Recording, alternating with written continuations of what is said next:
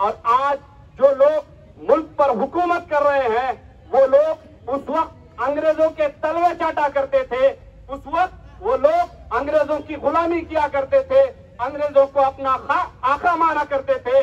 आज आप और हम अगर आरक्षण मांग रहे हैं तो उनसे मांग रहे हैं जो कि हकदार है, किराएदार की तरह आरक्षण मांग रहा है, और जो किराएदार है हकदार की तरह हम पर हुकूमत कर रहा है। अगर हमको आरक्षण चाहिए तो मांग कर नहीं, छीन कर लेना पड़ेगा। वोट की क्या ताकत होती है मैं आपको बताना चाहता हूं।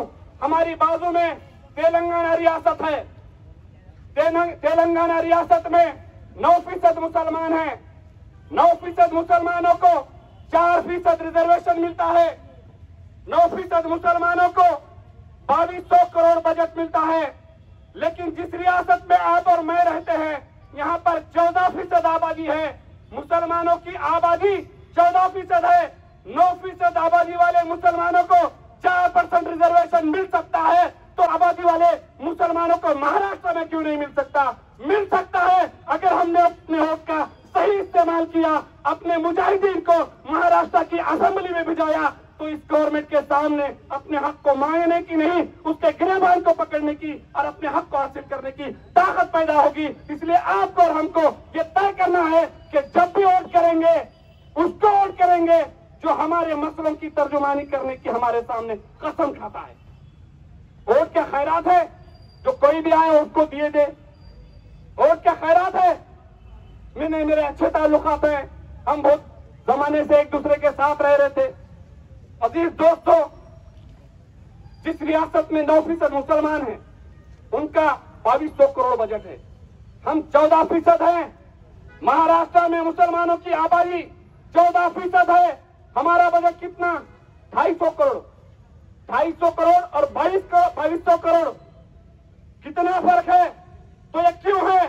क्योंकि वहां के अवाम ने अपना एक पॉलिटिकल वजूद कायम किया, वहां के अवाम ने अपने एक सियासी शऊर का मुजाहिरा किया और वहां की असेंबली में अपने ऐसे मुजाहिदीन को पहुंचाया कि वो वक्त की हुकूमत के सामने खड़े होते हैं और उनके मसलों की तर्जुमानी करते हैं। लेकिन आज महाराष्ट्र की असेंबली में क्या है?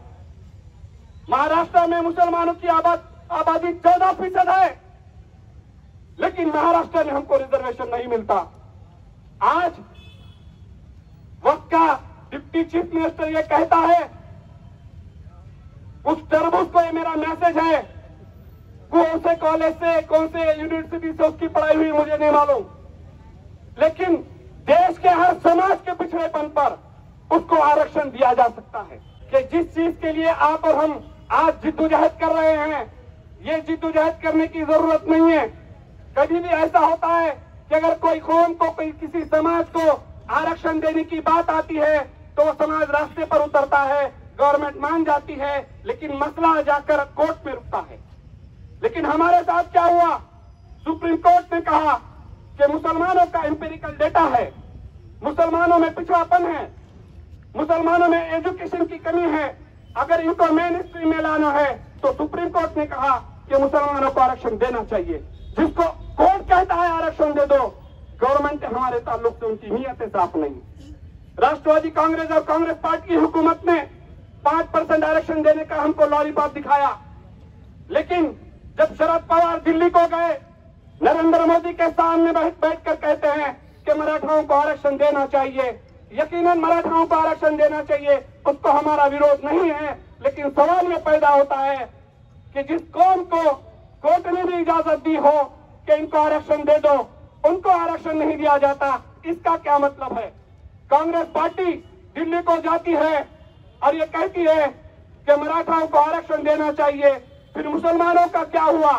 क्या कांग्रेस पार्टी और राष्ट्रवादी पार्टी को सिर्फ हमको लॉलीपॉप दिखाना आता है? हमारे मसलों की हल कौन करेगा? अगर ये हमारे मसलों का हल नहीं करते हैं तो आपको और हमको ये सोचने की जरूरत है कि क्यों हम अपना एक पॉलिटिकल वजूद नहीं कायम करते। कोई भी गवर्नमेंट हमको आसानी से कुछ नहीं देने वाली, कोई भी गवर्नमेंट हमको आसानी से कुछ नहीं देने वाली। और मुस्तकबिल में इंशाअल्लाह ताला मुस्लिम आरक्षण के लिए हम कोई पॉलिसीज बनाएंगे। जिनको हमने वोट दिया, हमने कांग्रेस को, राष्ट्रवादी कांग्रेस को वोट दिया, हमको एक पॉलिसी बनाना पड़ेगा। उस एमएलए को शहर में आने देना है या नहीं देना है, ये आपको और हमको तय करना पड़ेगा। इसलिए तय करना पड़ेगा कि आपके वोट पर मजे तो वो ले रहा है, लेकिन आपके मसले की तर्जुमानी वो नहीं कर रहा है।